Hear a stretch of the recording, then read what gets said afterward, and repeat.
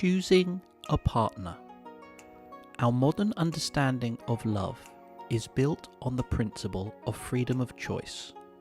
We have been unshackled from extraneous inhibiting forces, economic, familial, religious, in order to enjoy the freedom to form relationships with exactly whom we like.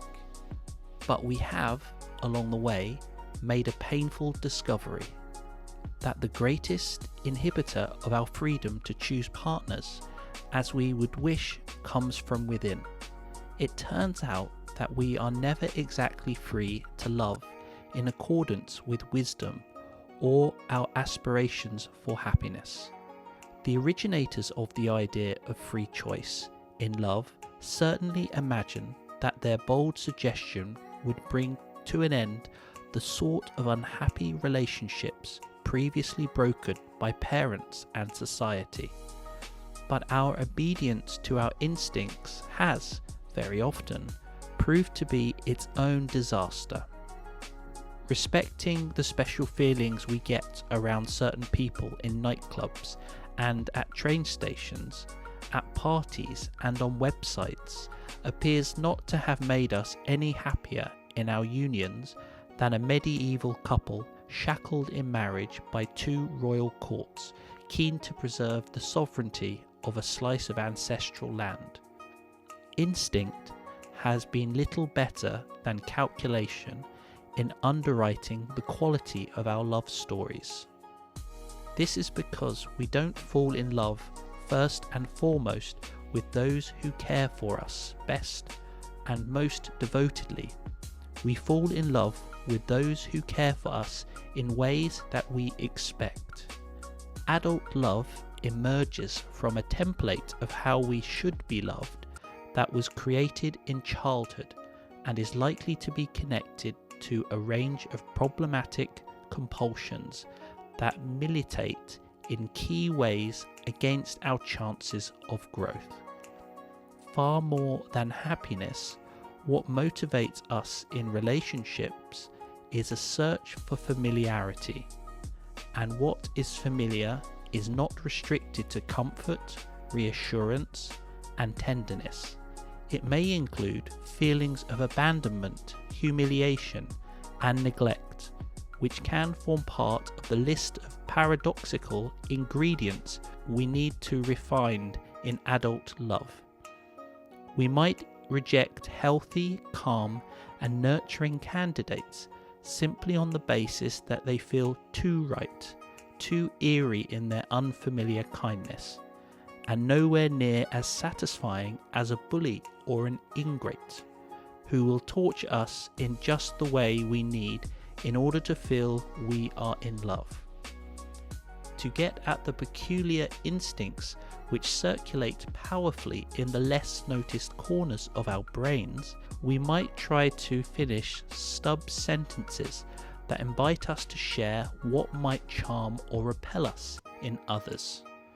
For example, number 1, if someone shows me huge kindness and consideration, Number 2, if someone isn't entirely convinced by me, Number 3, when someone tells me they really need me, Our honest reactions are legacies that reveal our underlying assumptions about the kind of love it feels we are allowed, and are perhaps not an especially good guide to personal or mutual happiness. It is common to advise people who are drawn to tricky candidates simply to leave them for more wholesome options.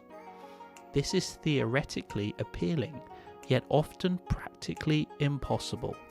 We cannot magically redirect the wellsprings of attraction. Rather than aim for a transformation in the types of people we are drawn to, it may be wiser to try to adjust how we respond and behave around the difficult characters whom our past mandates that we will find interesting. Our problems are often generated because we continue to respond to compelling people in the way we learned to behave as children, For instance, maybe we had a rather irate parent who often raised their voice.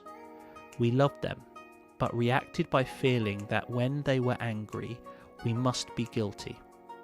We got timid and humble. Now, if a partner, to whom we are magnetically drawn, gets cross, we respond as squashed, browbeaten children. We sulk. We assume it's our fault. We feel got at and yet deserving of criticism.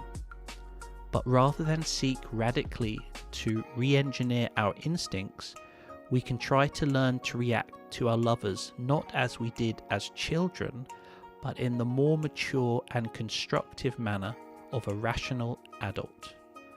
There is an enormous opportunity to move ourselves from childlike to more adult patterns of response in relation to the difficulties we are attracted to.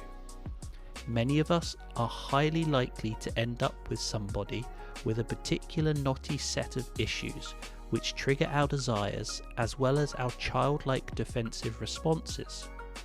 The answer isn't usually to shut down the relationship, but to strive to deal with the compelling challenges it throws up with some of the wisdom we weren't capable of when we first encountered these in a parent or caregiver.